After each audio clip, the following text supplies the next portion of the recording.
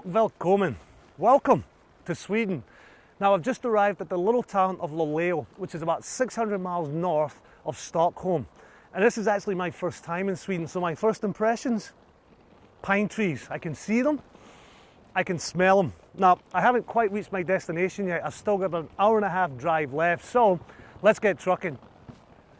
On the road again. I can't wait to get on the road again. Our first stop in Sweden is to the Tree Hotel, which is located in a tiny little village of Harads. Now, this in itself is a fascinating story. It's about a little husband and wife team, Kent and Britta, who about 12 years ago purchased a piece of property that had been empty for about 35 years, and they created a guest house, a very boutique little guest house. Now, from what I understand, they had a difficult time making ends meet, so they had to come up with a concept that was very unique and would attract a lot more tourists. So they actually came up with the treehouse concept. And now, today, it's world famous. But what's really incredible is that they've done it in an extremely environmental way. Today, there are 7 tree houses, each one of them unique, and each one of them individually designed by top Scandinavian architects. Now, after you've checked into the resort, you actually walk into the forest to get to the tree houses. And people come from all around the world, not just to enjoy its unique design, but to be completely immersed in nature. Oh, wow. Oh, you know, I knew I was looking for tree houses, but I really didn't expect to see this. Now, this is the cabin, and the inspiration behind this was to create an elevated platform so that you could look out over the valley and the little river. It's a capsule or a foreign body in the trees, so to speak, and it's actually made out of wood and weighs about 7 tons.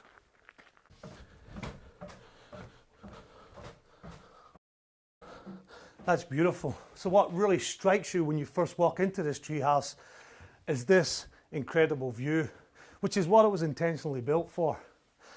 This particular treehouse accommodates 2 people, which to be honest is not the most family friendly, but it would be perfect for a honeymoon couple. Every treehouse has its own bathroom.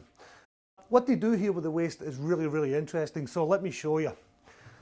Sticking with the environmental credentials, all the water is brought in. Now, every toilet itself is actually an incinerator. And the way that that works is all the waste goes into these bags, and when you flush it, everything is completely incinerated, leaving absolutely no trace. This is the bird's nest, one of the original 4 tree houses here on the resort. Now, the inspiration behind this was that they wanted something that was completely immersed in its environment. Now, the owners originally wanted large windows, but the architect felt like he wanted more of a sense of coziness and intimacy. And the way to get in here is to actually turn this little key and have a retracting ladder coming out of there. Now, the good thing about that is once you're up and inside, you can bring it back up again and be closed off to the rest of the world. And how else would you get in and out of a bird's nest? Unless, of course, you could fly. Oh wow, yeah. The inside, on the other hand, is completely different and looks pretty modern.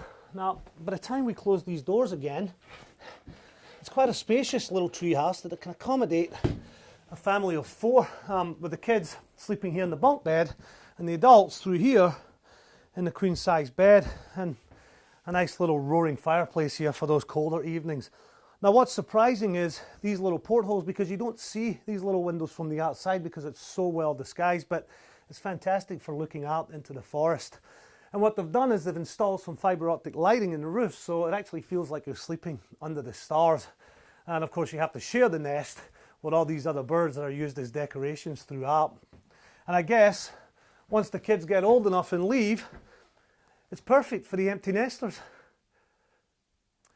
When the bird's nest treehouse was designed, the architect designed it in a way that it would be completely inconspicuous and blend in with its surroundings. Now, when he was given a second project at Tree Hotel, he wanted to go to the complete opposite end of the spectrum. And he wanted to build something that you would never find in a forest. Ladies and gentlemen, I give to you a UFO. Of course, as every Roswell conspiracy theorist knows, the only way to get into a UFO is to be beamed into it. And this is really cool at night when the lights are shining and the ladders are being extended. You really feel like you're being pulled in.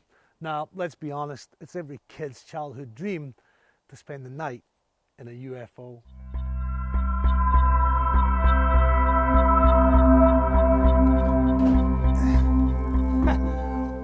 Wow, this is actually what I thought the inside of a UFO would look like.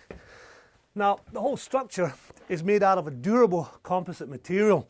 Now, that keeps it light, gives it strength, and makes it sustainable. And it sleeps about 5 people. So the queen size bed here, I guess, for the adults, and there's 3 other beds for the kids. Now, just like every other treehouse, it has its own bathroom, as we can see right in here. And believe it or not, it actually comes with Xbox, I guess, so you can play Space Invaders. But for the adults, it has its own mini bar. If you're out in the middle of outer space, a glass of wine every now and again probably wouldn't be a bad thing. And it's decorated with a portrait of 3 astronauts, which might actually be their wanted poster. Arguably, the most famous of all the tree houses is the Mirror Cube. I'm told it's around here somewhere, but I've yet to find it. Haha, there it is. Now, the cube itself is 4 meters by 4 meters by 4 meters, and it's an aluminium frame covered in reflective glass. Now, what's really cool is the whole cube is supported by one tree that grows up right through the middle of it, and we'll have a look at that in just a minute. And that in itself is an engineering feat, because I'm told that it's very difficult to cut shapes out of this surface. That includes all of the utilities and all the wiring. Now, my favorite part of this cube is you can stand here all day and it looks different in all different lights. And let's be honest, it's like you're actually living in a work of art.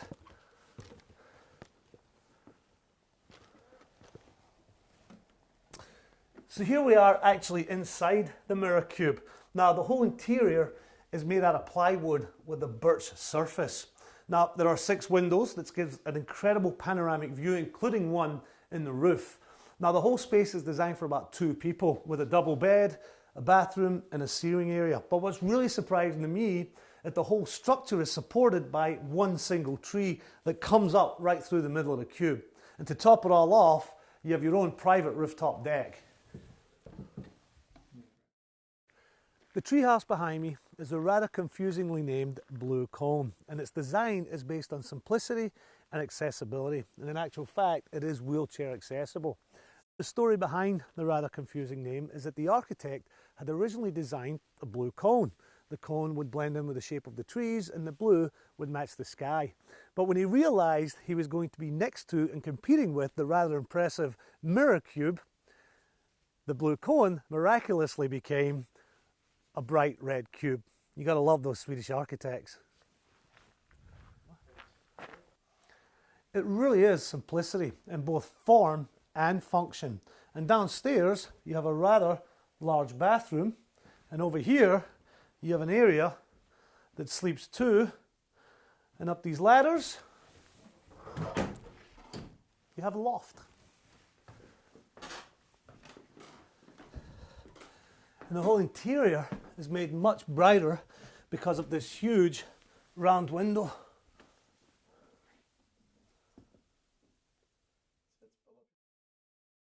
Just down the hill from the Blue Cone is the Dragonfly Treehouse.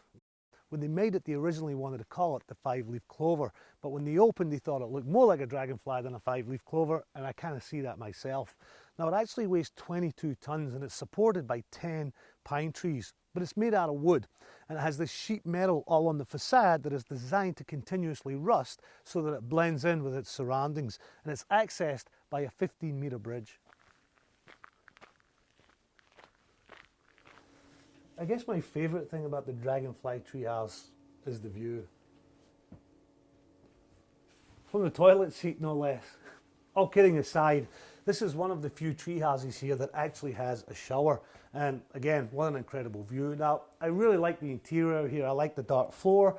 I like the dark walls. And it sleeps 4. There's a bedroom for 2 right here. And on this other side, we have another bedroom also for 2 additional people. Now, what makes this particular treehouse different from all the rest of them is that it actually has a boardroom. You have a pull down screen here and the conference table right here.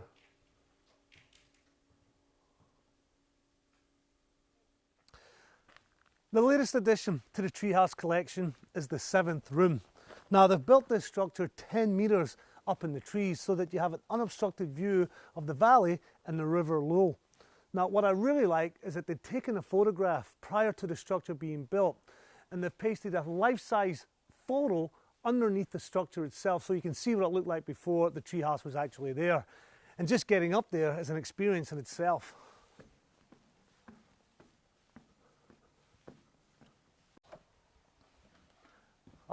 This is cool. Now what's really apparent is that it's quite modern and what I would classify as Swedish style.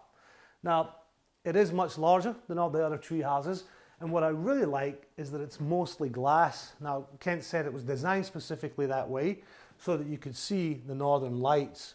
Now there are a couple of other major differences compared to the other tree houses, and one of them is that it has its own shower room. So let's go have a look.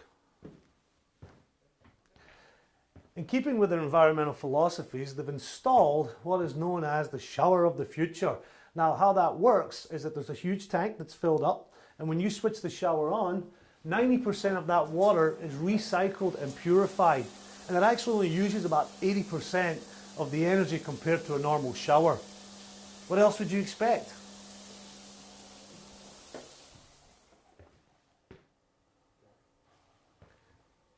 Now this is the second bedroom that sleeps 2. Now the whole treehouse actually sleeps about 5, but what I really like in here is the sunken floor feature.